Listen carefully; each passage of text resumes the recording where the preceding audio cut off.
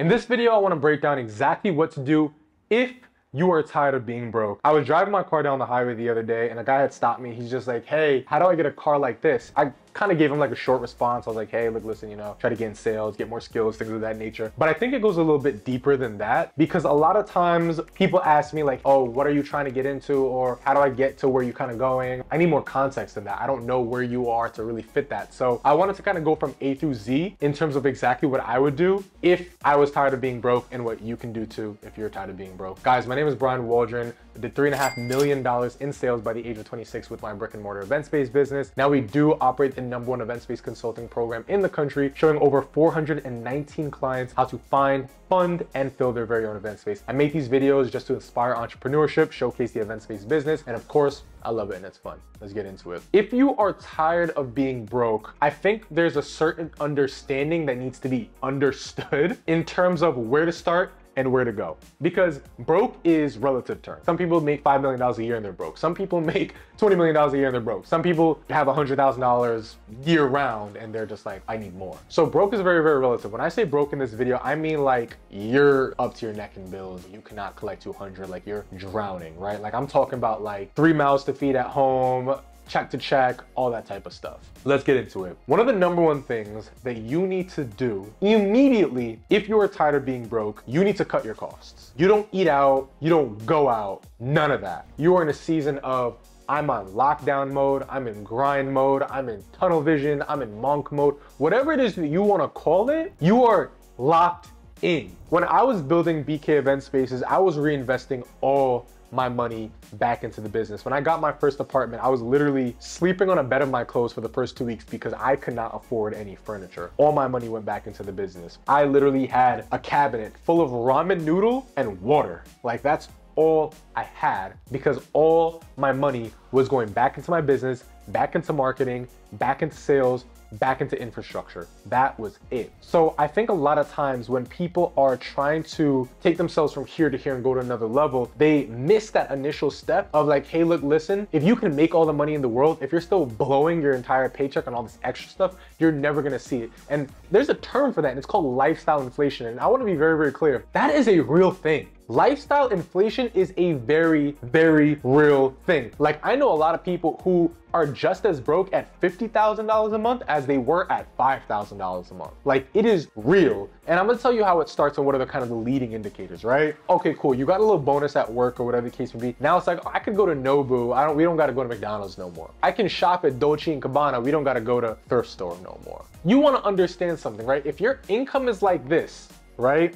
And your spending is like that, you will never see that profit. Like it'll literally feel just as bad as when you were making 5K a month. As opposed to you keeping those expenses like this, but that money is going up, up, up, up, up, up, up. I'm gonna be so honest, right? I'm very comfortable. Like I have a beautiful apartment, I have a nice car, my family's taken care of. I don't need much more. I don't need fancy vacations, I don't need private jets, I don't need 10,000 Rolexes. And that's just me. Would I love to do all that stuff? Sure, right now I'm good. A lot of times people play this game of keeping up with the Joneses when the Joneses are broke too. And they don't realize it because everybody's Instagram is their fucking highlight reel. Like you saw that girl on Instagram that's been to Turks and Caicos 3 times this year, but you don't even realize that she's $50,000 in debt. Or that family just bought a new Ford Bronco or anything like that, but like they still have $300,000 in student loan. Nobody talks about these things. Instagram is everybody's highlight reel. You will rarely see somebody down bad online. Everybody's comparing themselves to everybody else's highlight reel online. You'll always feel insecure. That's why it does not matter. If you know that you are on a mission and you know that you are trying to put money aside and get out of your situation, why the do you care about what anybody else is doing? So that's step #1, right? Step #2 is you absolutely want to start acquiring skills. What does that mean? You are not making money right now Because you are not perceived as marketable in the marketplace. What does that mean? People pay us at Event Space Elites because we have the skill of starting profitable event space businesses. If people did not perceive us, our company, as being the one to help them find, fund, and fill their own event space, we would be out of business. The day that that happens, the day that people stop associating our company with being able to help them find, fund, and fill their own event space, we will be out of business. You go to Walmart because Walmart is associated with the skill of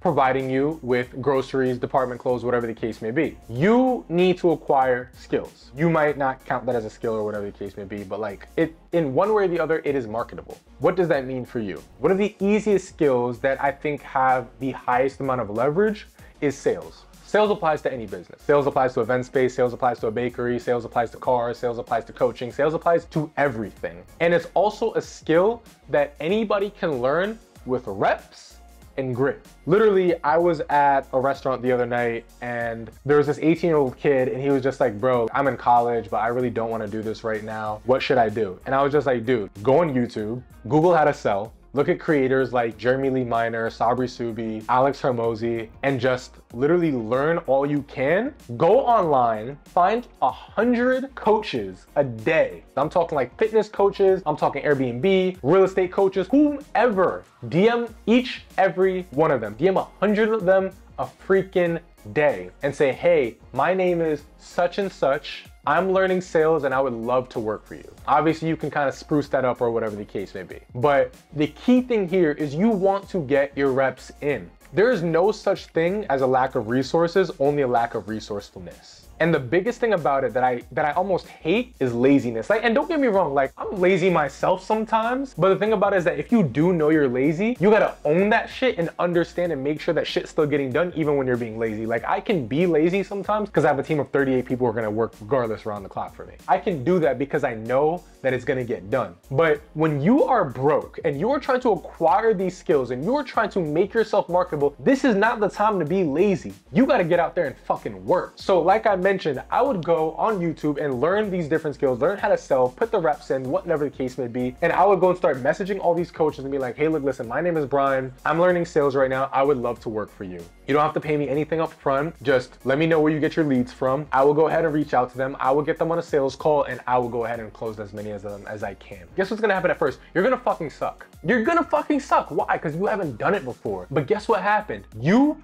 are going to go and do 100 calls a day and you eventually, you're not gonna suck as much. Then you're gonna suck a little bit less. And then you're gonna be kind of average. And then you're gonna be kind of good. And then after you're kind of good, you're gonna be actually good. And then you're gonna be great. And then you're gonna be a superstar. And then you're gonna be making a bunch of money. And then you're not gonna have to be watching this video. You could pass it on to somebody else. One of the biggest things is that you have to understand that right now you're not marketable. Go and learn and be fucking marketable with the steps that I just gave you, and then go run a bunch of money in the market. Number 3, build your credit. Don't get me wrong, like in sales, it's not like you need credit, right? You wanna go and apply for an apartment, or you wanna go and buy a house, or you wanna go and maybe get our investment property or whatever the case may be. You wanna make sure that your credit is in a good position, right? Not gonna go too deep into that, but I just wanted to make sure that that was very well understood. Number 4, you have to make a decision. You can keep going in what it is that you're currently doing, or invest in what you feel you have the most success in. What does that mean? After college, I couldn't get a job. So what I did was I got a job serving because I figured that I can know how to talk to people. I could memorize a menu. Like I can make money in serving. There came a point where I wanted to do better and I wanted to do more. And I started working at an event-based business. At that point, I had a decision to make. I could either keep going in my server position, which the opportunity got taken away from me because I got fired. But